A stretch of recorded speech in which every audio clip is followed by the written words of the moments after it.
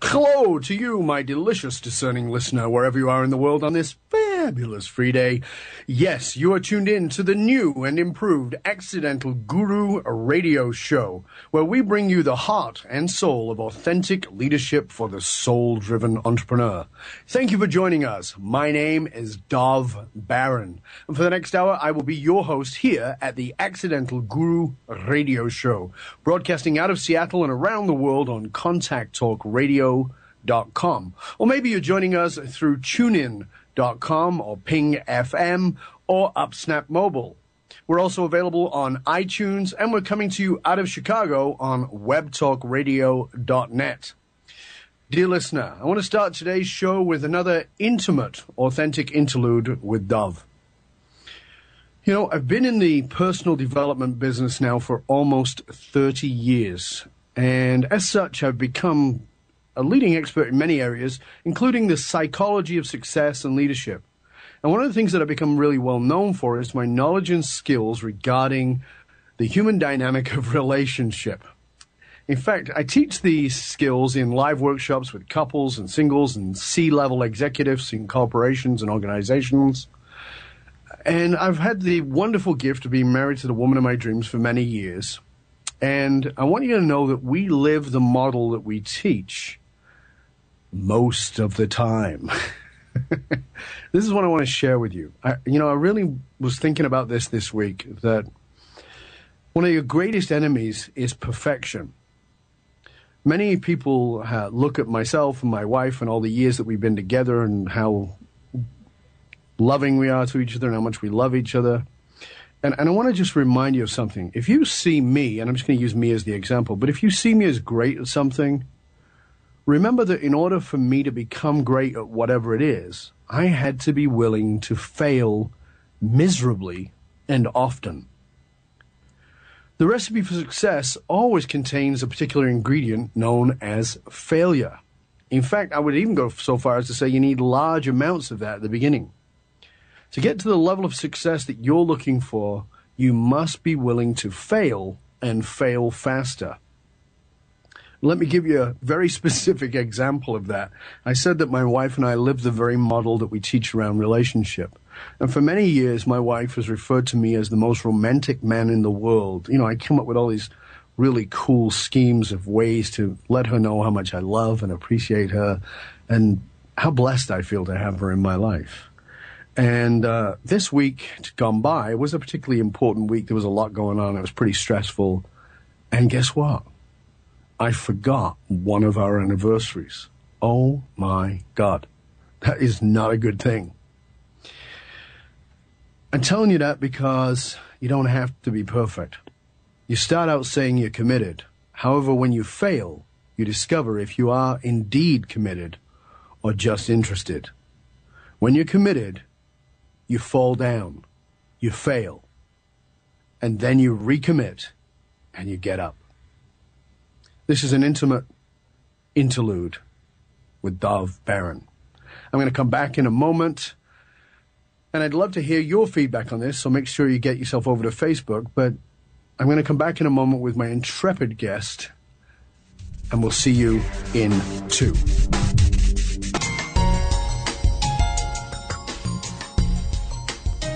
Dear listener, you've heard me say many times that you cannot have more wealth than your consciousness can hold. But what is it that expands your consciousness to actually hold more?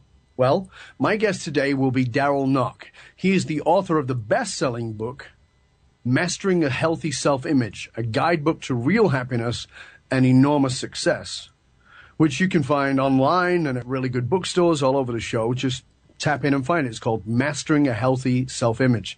This book is an inspirational yet practical blueprint for overcoming adversity, achieving unstoppable self-confidence, and attaining your goals for personal and professional success.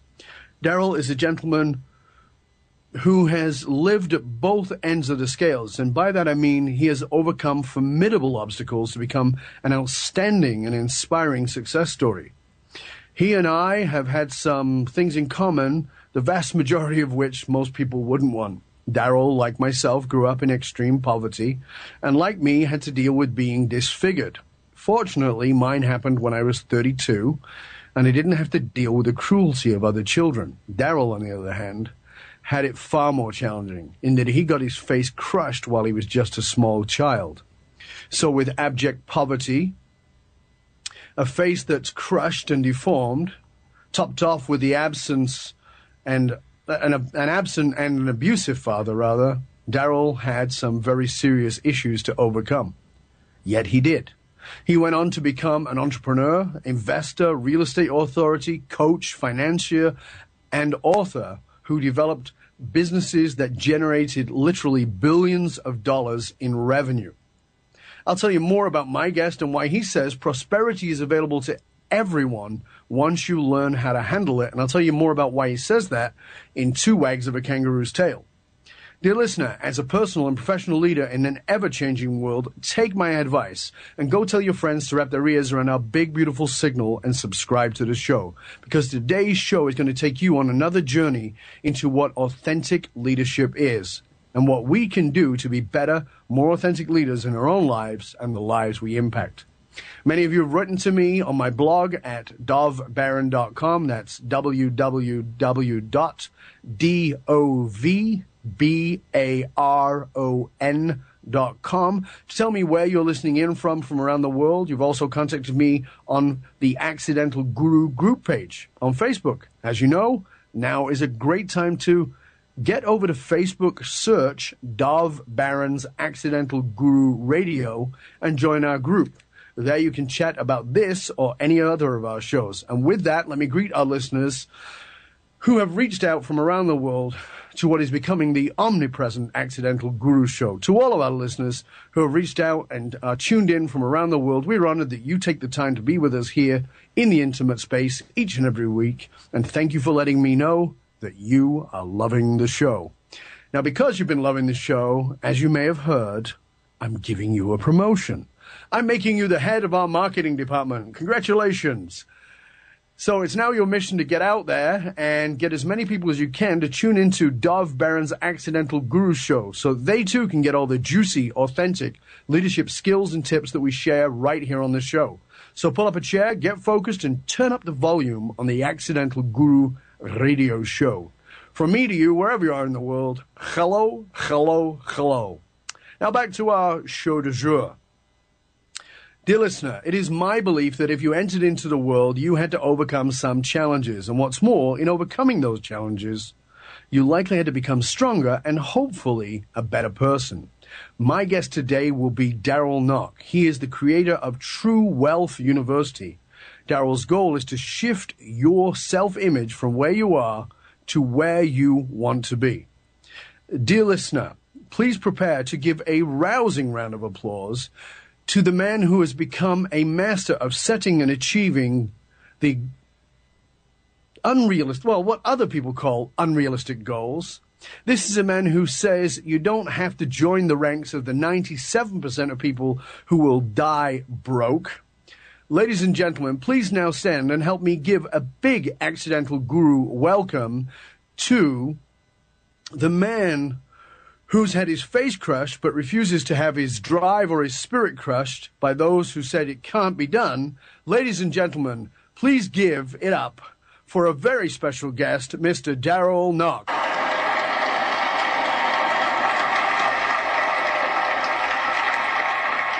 Welcome, Darrell. Well, thank you so much. I appreciate that. Pleasure to have you here, sir.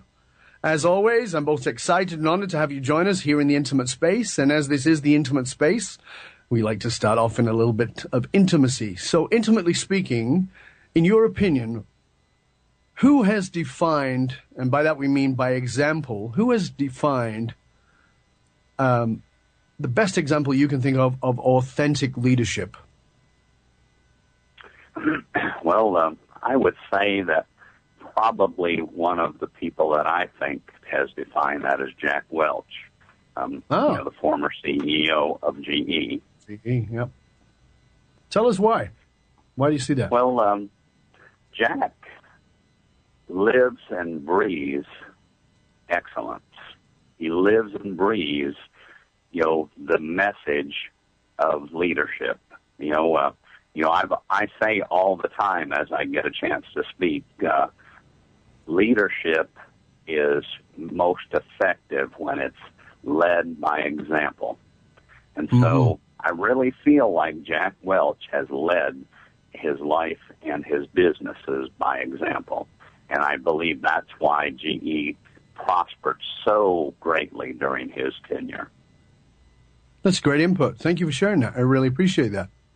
Dear listener, remember to get yourself over to Facebook and join our group. Remember, it's just go search Dov Baron's Accidental Guru Radio Group, and there you can join our group and you can leave your comments about what my guest, Darrell Knoch, who is the creator of True Wealth University and the author of Mastering a Healthy Self-Image, which is a guidebook for real happiness and enormous success. And there you can chat about this show and any of our shows right there. Darrell, you know, Tony Robbins said something that I think was pretty powerful for most people. He says, observe what successful people do and then do what they do. And, you know, by watching them, you're going to become successful, learn how to do it. And you know, I talked about how you and I grew up both of us grew up in poverty in different countries, but we grew up in poverty. And I know that as I looked around, there was not a lot of success to model, not a lot of people to watch and go, oh, okay, I'll do what they're doing. In fact, I became kind of fascinated by how people did the same crappy stuff that brought them crappy results. And I became fascinated with why people made the same mistakes over and over again when they knew the results were going to be terrible. You talk about how making mistakes is one of our biggest tools for success. Now, we all know that we should learn from our mistakes, but as I've just said, if we take a look around, we know that most people don't. What are some good practical ways that we can learn from our mistakes and make them work for us? Well, I'm a daydreamer, and I really heavily believe in daydreaming. And I say that as daydreaming, as envisioning and planning. So one of the things I think that is really practical is every time I make a mistake, I try to sit back. I literally put myself in a dark room, close my eyes, and I just let my mind wander of what did I do that brought me these results? What could I have done differently that might have brought me some different results? And I really allow my brain and my mind to give me those answers. Because if I'm in a dark room and I really, some people might call it meditation. I just call it daydreaming. But if I allow my brain to really be resourceful, it will give me many answers that will help me change that habit pattern and go forward in a different view. So, just making sure that I understand your perspective on this. So, rather than doing a self-pity dance when you make a mistake, you actually just sit back and become sort of introspective about it, seeing it for what it is, and at the same time seeing what you could have done differently. But for most people, when they look at that, what they could have done differently, that just becomes another opportunity to beat the crap out of themselves. And I know that you're not in favor of that. So how would you suggest that our listener doesn't, as they're sort of looking at the mistake they made, how would you suggest that they don't start beating the garbage out of themselves? Well, we have to learn to talk differently to ourselves. I think that's an extremely important conversation, is that we literally say to ourselves, I am going to change the way that I speak to myself. I'm not going to allow myself to talk negatively to myself. Not only do you not want anybody else to be talking negatively to you, but you certainly don't want yourself talking negatively to yourself. And, sometimes, we don't have the knowledge to be able to bring in those different perspectives of what we should be doing differently. So, sometimes along with that daydreaming, I think an excellent tool, which I know you're going to say, well, certainly, is Google. Google will give you the answer to almost anything. I mean, you can literally type in, I am going to do this. What is the best way I should do it? And that will give you many, many answers. So that let's say you print out some of that stuff and you take that to your dark room for 15, 20 minutes, and that gives you read it over, then turn the lights off, then you start to visualize and daydream about the differences and the way you could handle the next situation. So in your book, you talk about using daydreaming as this creative asset. But you know as well as I do, that, and it's not. I don't think it's just now. I think particularly for those of us who are over, let's say over 40, and we'll be kind to you and I, Darrell. For those of us who are over 40, we went to school. You got the slap at the back of the head because teachers are not allowed to do that now. And you were told to stop daydreaming. How do you encourage people to do the very thing that they may be, they've been conditioned, they've got negative anchors, negative triggers around? How do you get them to do that very thing that they may feel like is actually wrong, and then build momentum from that? You're right. We have all been told that daydreaming is a negative trait. Yeah. And so what I like to do is I like to say, you know what? You just quoted a number that is just staggering. It makes me fearful. 97% of every American dies broke on a fixed income. Mm-hmm. And so here's a way that you can change your viewpoint as you say, I am not going to be just like everybody else. Okay? If someone says daydreaming is negative, let them be part of that 97%. But I am going to be a superstar, and I will take control of what I believe is right and wrong. And I won't be listening to anybody else tell me what's right and wrong. So let's go there for a minute, because I think you brought up something really important. I talked about that you and I both grew up in difficult situations. You had an absent dad, so did I. You had poverty. You had a lot of struggle, and I've heard in other. I've actually read in your materials there that you had a very low self-esteem, low self-worth. You had a lot of anger issues. And you're growing up in this environment. How did you break out of that? I mean, because one of the things we talk about so much with people is that your environment is incredibly powerful for conditioning you, positively or negatively, but conditioning you. How did you overcome that? What did you say to yourself as a kid or as a teenager to overcome all of that environmental negativity, whether it was about your physicality because you'd face crushed, or whether it was just about being in this really downtrodden poverty environment? How did you talk to yourself about that? Two things. Mm-hmm. I made the decision to say, I'm going to change my life. And I continually said that to myself. I'm going to be different. I'm not going to be just like everybody else. I am going to be different. So that was my number one thing. I regularly told that to myself. Mm-hmm. But then I had the good fortune of really immersing myself in a tremendous amount of education. And so one of the first things I did, and I have a little card that I like to give away to people, and it says, and this card it literally is on my mirror in my bathroom. It is on my office wall. And it says, I like myself. I love my life. I'm excited. I'm happy. I'm healthy. And I add brightness to the life of everyone I meet.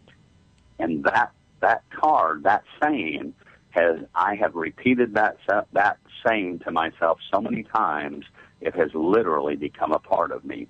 I like myself. I love my life. I'm excited. I'm happy. I'm healthy. And I add brightness to the life of everyone I meet. Very cool.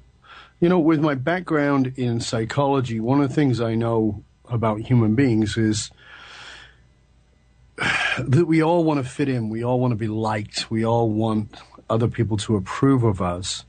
And, I can imagine, like we talked about that, well, you had your face crushed by your sister. How old were you when that happened, Darrell? I was 1 year of age. Right. So your sister stumbled on you, landed on you, and crushed your face, right? That's correct. So you're this disfigured kid. You got to be feeling a bit odd. There comes a point when you notice that that's not normal, right? Yeah, absolutely.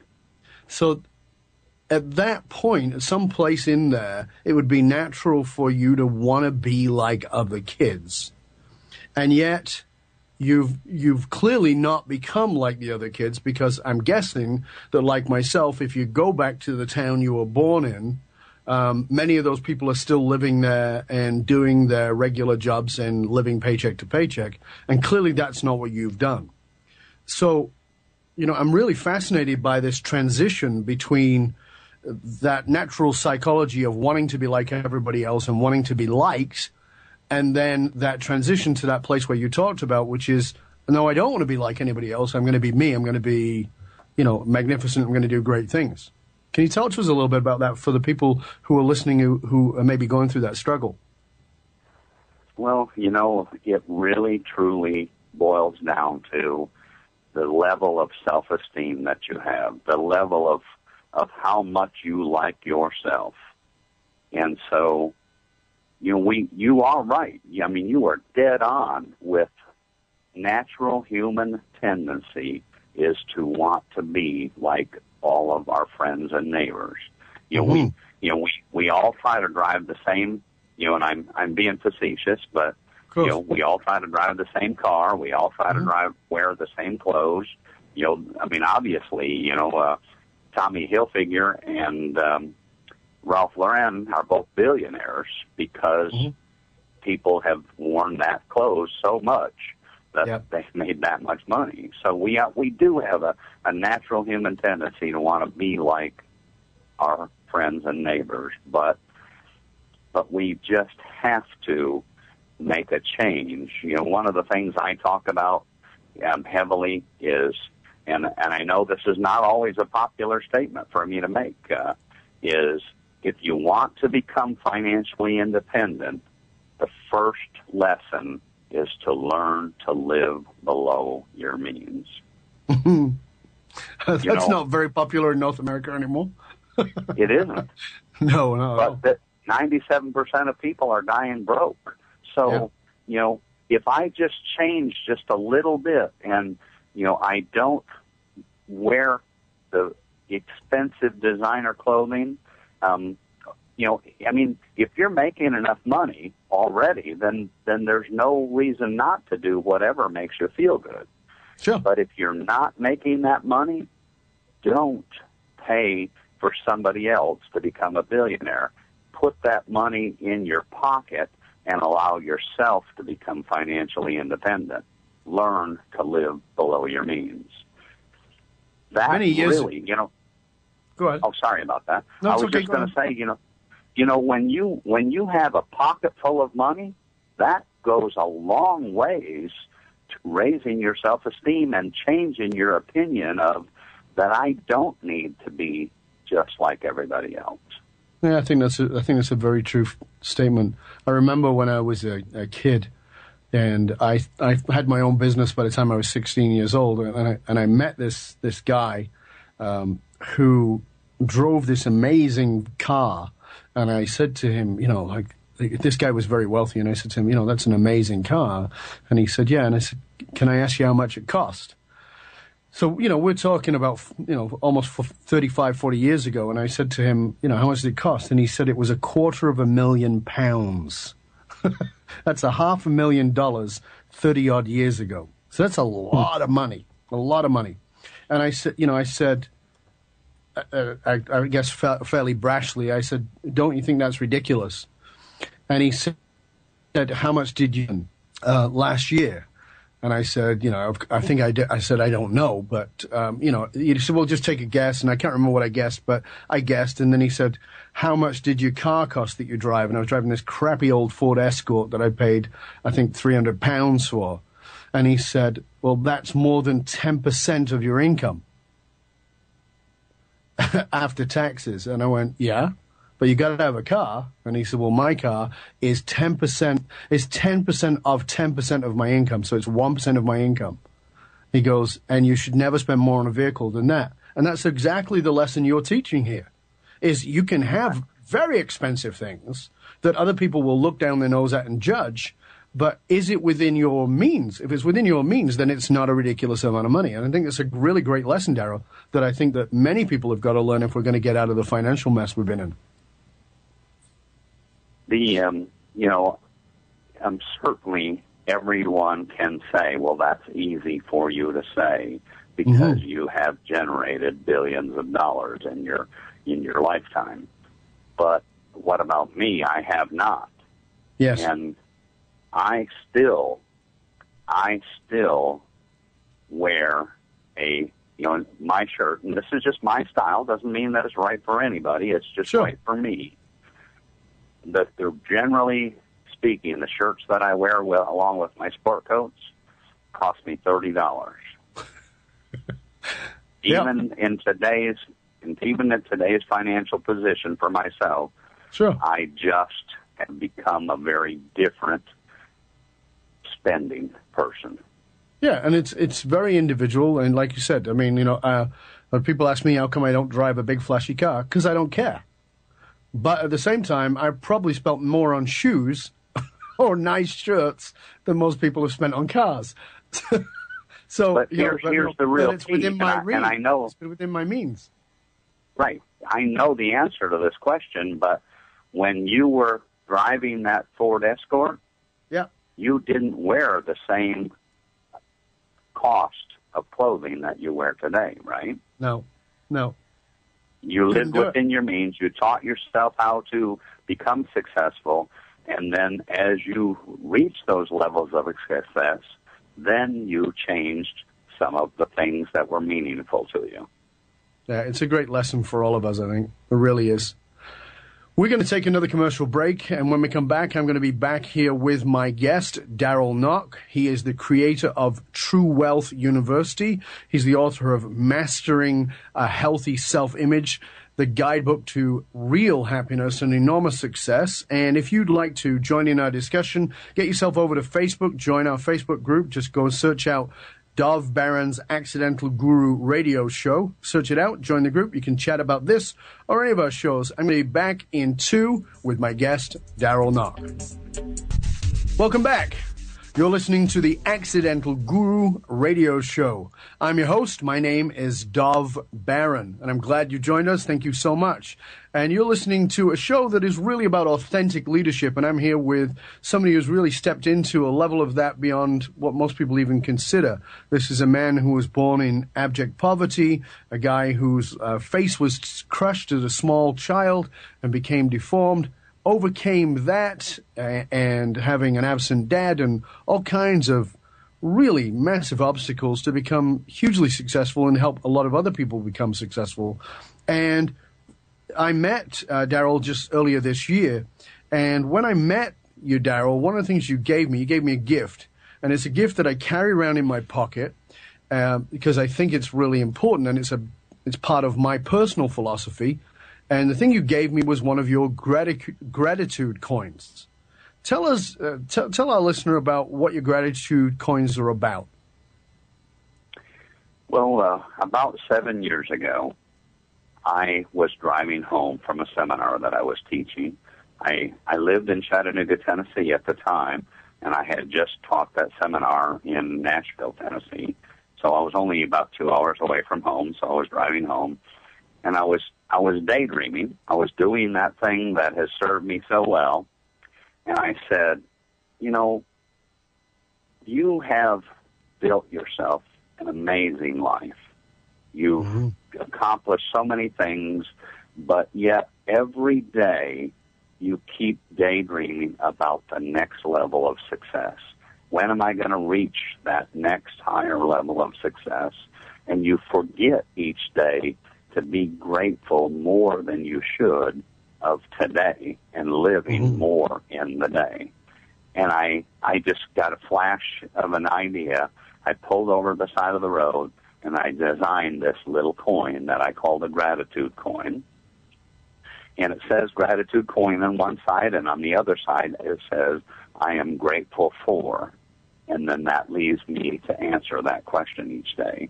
And I said, this is going to be an anchor that I can touch every day that will remind me each day as I carry it in my pocket, be living in today, be grateful for today, still drive and strive for tomorrow, but be grateful more for your day. And so I literally designed that coin, and then 30 seconds later I said, this is a gift that I can give the world. If I've had this issue, everybody has this issue. We all need to learn to be more grateful. And so I literally mass-produced those coins, and I've been giving them out for the last 7 years.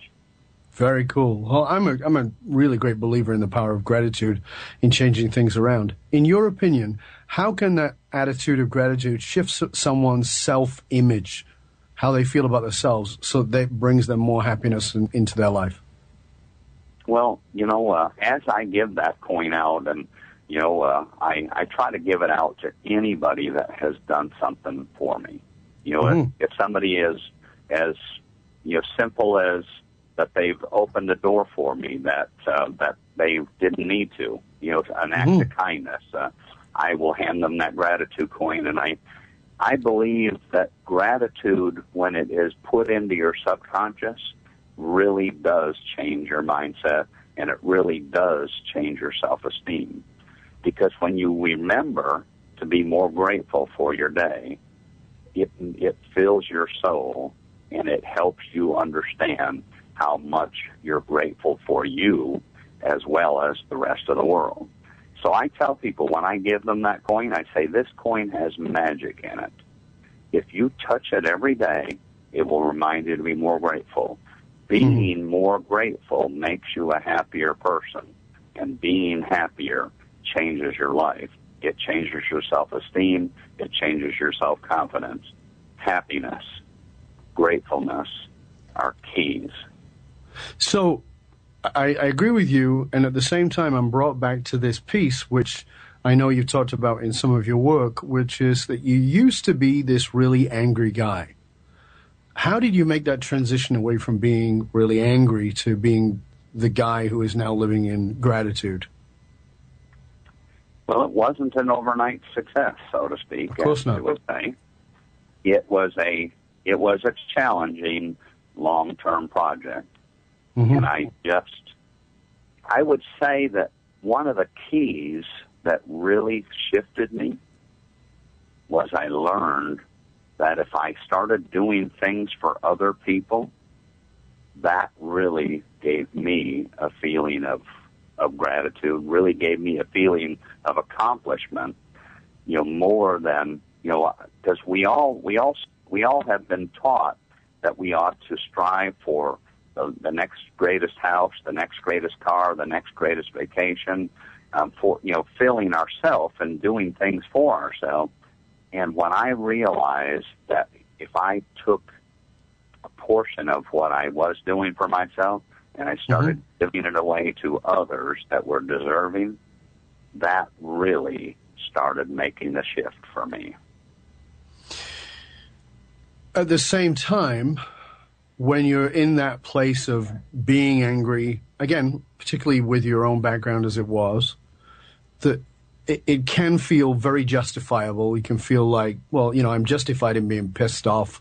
I've had the deck has been stacked against me. That's what I'm talking about, that transition, Darrell, because I know you said it was a long-term process. I started educating myself. That's really what I did. I started listening to your show. I started listening to Zig Ziglar. I started listening to Tony Robbins. I started reading every piece of information that I could. And I said to myself, if I'm going to change, I need to learn the things that are different that will change my life. And so I immersed myself in your radio show, your education, your books, Zig Ziglar's books, as much as I possibly could. And that is the key to overcoming it. You can't just do it on your own. You've got to educate the living daylights out of yourself. I'm so glad you said that. I fully agree with that. And I think there's another piece you touched on in there that's come up in so many of our shows with so many great leaders, and that is this illusion of the quote-unquote self-made man/woman. There's no such thing, is there, from your point of view? No. I mean, first thing I said in my book is the very first set of words is I do not believe that anyone is truly self-made. It's not for all of the people that were around me that worked their hearts out for me. Those really deserve as much of the gratitude as anything. Yeah. Tell us what would you say are your 3 top things people can do to positively shift their self-image and raise their self-confidence? Just 3 quick things that they could start with. I believe that they need to go out and they need to find every book, every set of CDs or videotapes on how to grow their self-esteem that they can find and literally start immersing themselves in that. Mm-hmm. But number 1, even before that, you have to set and look yourself in the eye and say, I am going to be different from this day forward. You have to make that decision. You have to make that commitment, as you said early in the show. Commit to yourself that you will be different from this day forward. And then you start educating yourself, and then you start changing some of the circumstances that you have. You know, if you're hanging around a bunch of people that are not really all that good for you, if their negative attitude is bringing your attitude down, you need to change your environment. Whatever small things that might be, you need to start changing that environment. Well, as you said, the commitment's got to be that you're going to be different, but the difference is not just that you're going to be different with yourself, but you're going to be different from the people who you may have been hanging around with. And that brings up that issue that I talked about very earlier, which is, you know, that part of us that wants to fit in, and you've got to be willing to not fit in with people. And, you know, my example is, do you want to fit in with people who are living a life you don't want to live? If they're living a life you don't want to live, you don't need to fit in with them. You need to fit in with people who are living the life you want to live. They're giving you the example. What's another one, Darrell? Well, I believe that if you start talking to yourself, literally start making a list of how you want to talk to yourself. Mm-hmm. I'm a superstar. I am a different person than my next door neighbor. Mm-hmm. I'm going someplace in life. You start changing your self-talk that you have.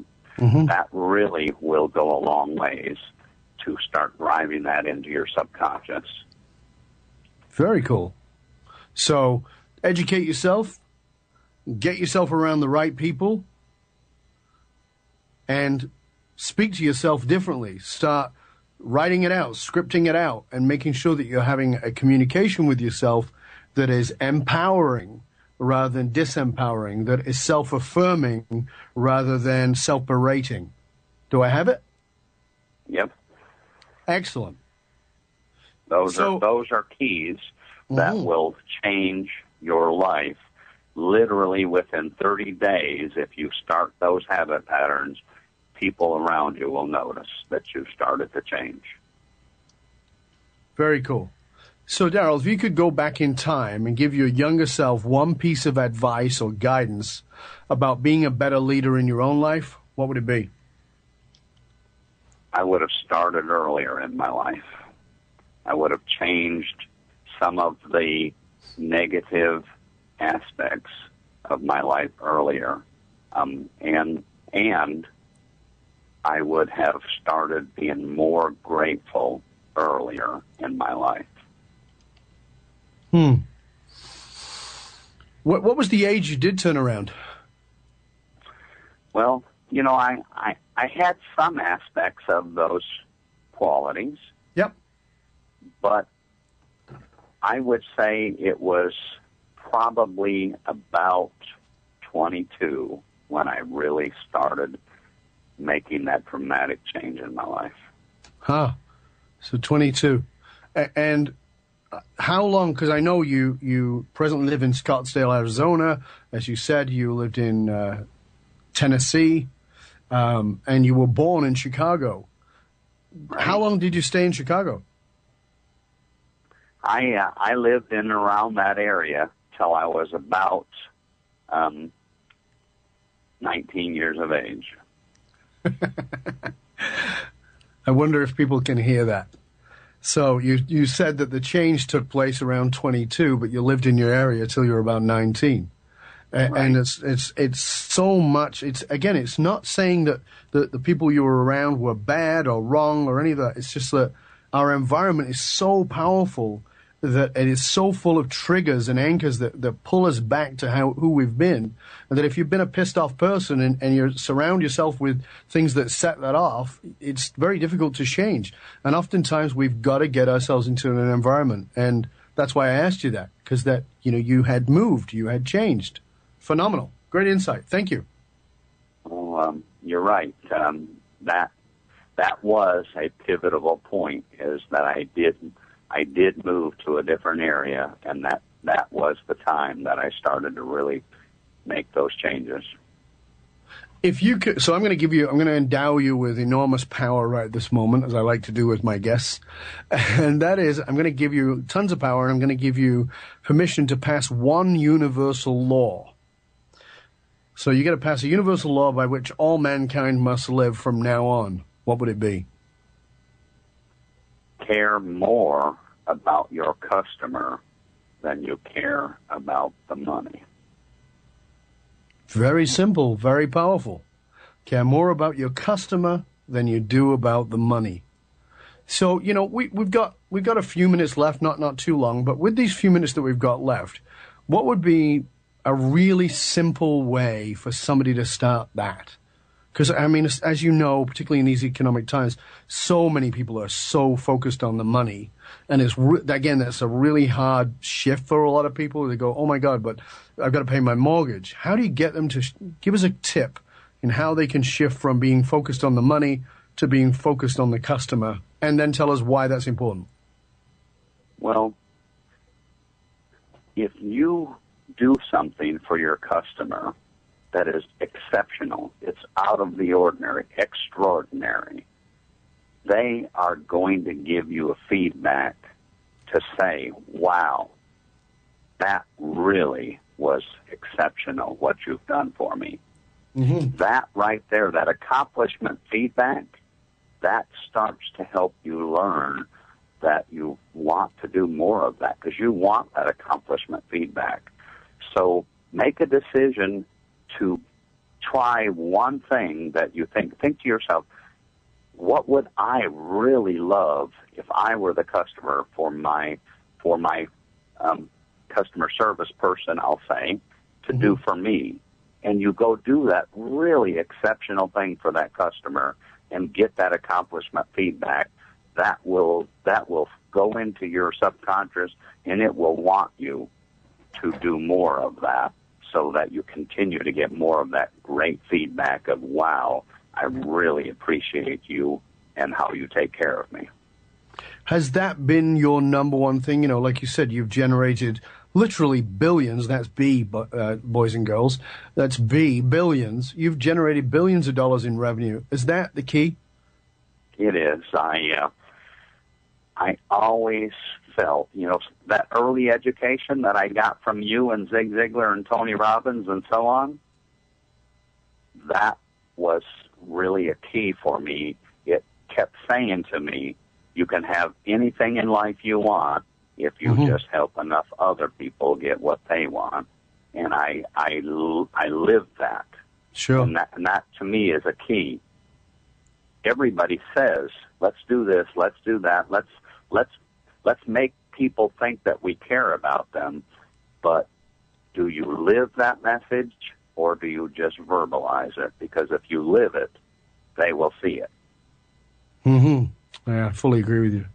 Well, Darrell Knoch, creator of True Wealth University, author of Mastering a Healthy Self-Image. This has been a highly inspiring conversation. I'm certain that you've got our listener fired up and really thinking about what it is you're saying here about self-image and being of service.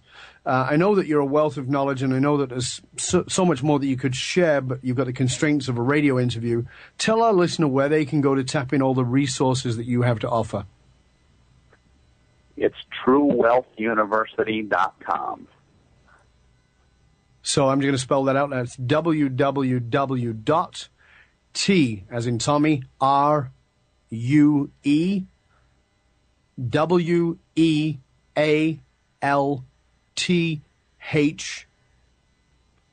University is UNIVERSITY.com. That's truewealthuniversity.com.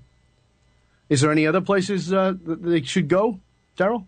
Well, naturally, DarrellKnoch.com is out there also, but True Wealth University is the main site that I like people to go to. If you obviously, if you have a Kindle or you have a Nook, Amazon.com, BarnesandNoble.com. If you have an iPad, iBooks, but the True Wealth University, if they will go out to True Wealth University, there's a little tab there that they can click on and give us their information, and we'll send them a free gratitude coin. Very cool. Very cool. And like I said, dear listener, those gratitude coins are really cool. I carry mine around all the time in my pocket. Dear listener, remember you can find us on iTunes and on www.radiodov.com. That's RADIODOV.com, where you can click on show info and you can leave your comments and feedback about this or any of our shows. Remember to tell your friends to wrap their ears around our big, beautiful signal and subscribe to the show. Remember, you can find us on Facebook. Simply go to Facebook and search Dov Baron's Accidental Guru Radio, and you can chat about this or any of our shows and leave your feedback. We'd love to hear that. Again, I want to thank my special guest today, Darrell Knoch. Thank you, sir, for being here with us. Thank you for joining us. Anytime. It's been a pleasure having you here, sir.